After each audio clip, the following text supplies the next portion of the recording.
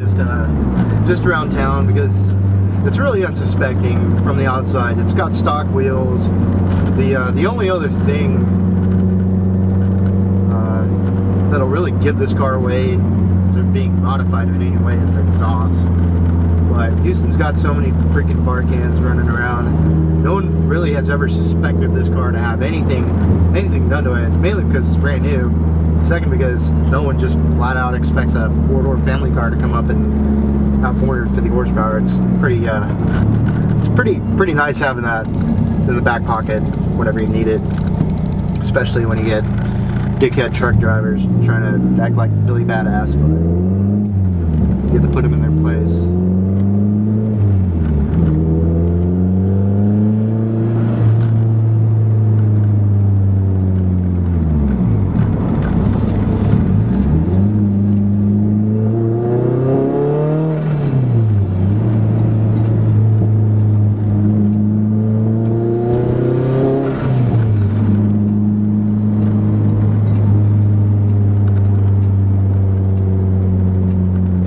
I've owned my share of Hondas. I've had 2 EG Coupes, had 1 DA, 2 DC Integras.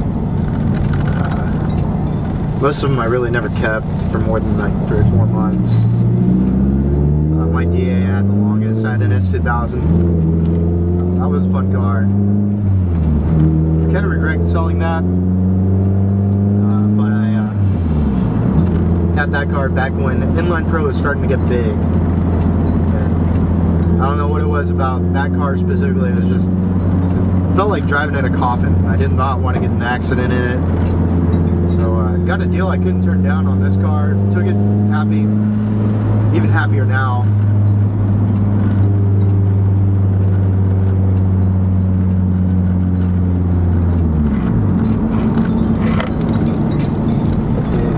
We don't have center lanes.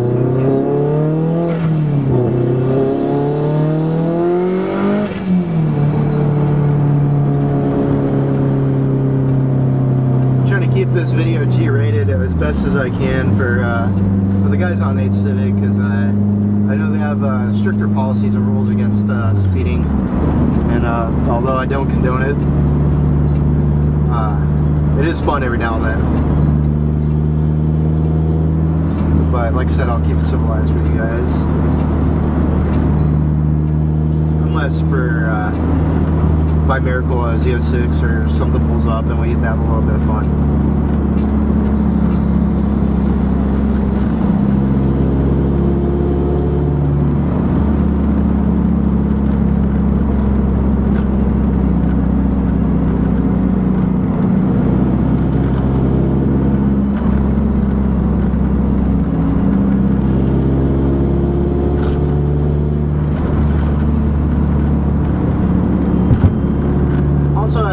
Thought about what I want to do later on with this car.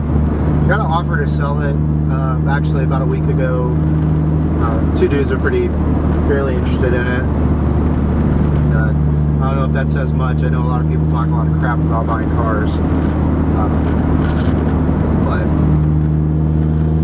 if I keep the car, I'll probably end up doing some sort of crazy ass contraption of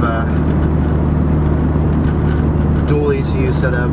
Boost by gear, boost cut, real-time tuning. Then we'll probably build the transmission once the motor blows up. If it does, it's pretty solid and strong.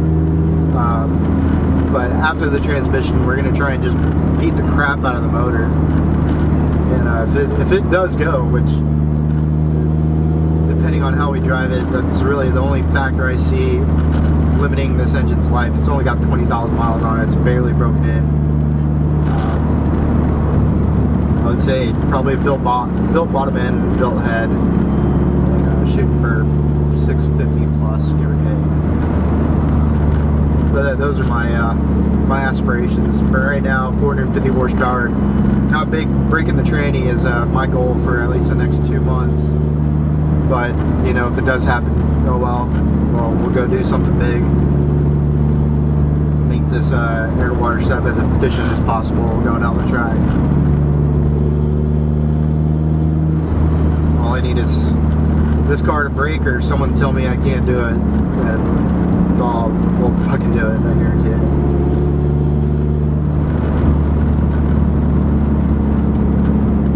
But this car is extremely fun to drive. Out of my 7, 6, or 7 plus Hondas that I've owned, I definitely look forward to driving this car. That really says a lot. It takes a lot to impress me. Dave and Colin and Chris and Evan and Zach at Secret Services did a fantastic job with this car, and my hat does go off to them.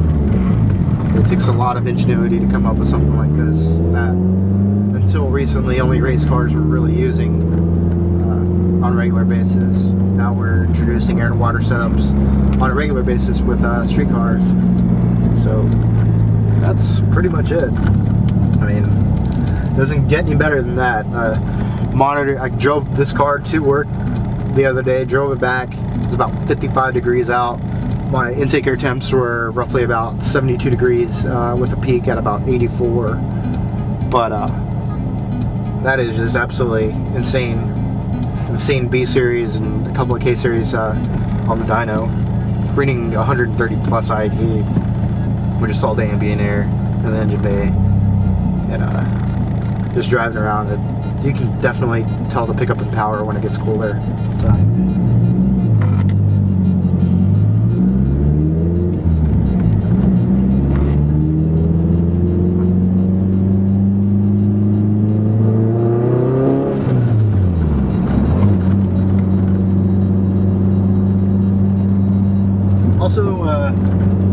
Also have a competition stage 4 clutch.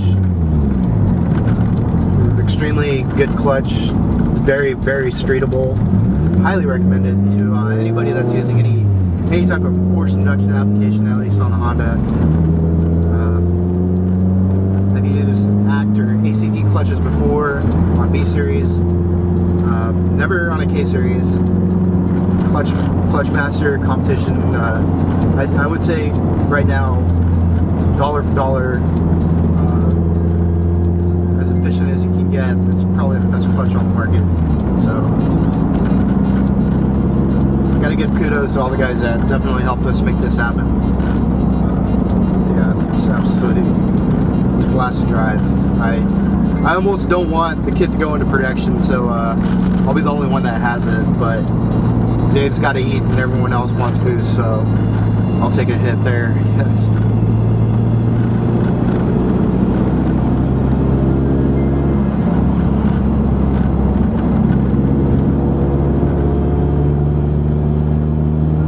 Just driving home from work, or not work, the shop actually, and pulled up next to a truck full of white dudes, whatever, construction worker types. And Dave and I just got done doing the second video where us doing street runs, and looked over at the next stoplight. The dudes were, I saw one dude just mouth, I could see it through through the window. You couldn't hear him, but saw his face, and he was just like, "What the fuck?" Literally just like that. It was pretty funny. Just nobody expects it. It's the ultimate sleeper. You can't see a front mount. If you paint the heat exchanger and you have the bumper grill on, it looks stock. You can't. There's absolutely no way to tell aside from looking in the car, seeing a boost gauge, which I mean that's really up to you if you want to run that. You can't see it. There's nothing, absolutely nothing. The car looks from the outside like stock car. Use this same exhaust setup at 3-inch straight to a vibrant exhaust. It'll look stock all the way around. Even with, I mean, stock suspension, it's absolutely just dumb. That's the only word I can come up with. It's just dumb. This car is absolutely just stupid. It scares the hell out of me driving it, but it's fun.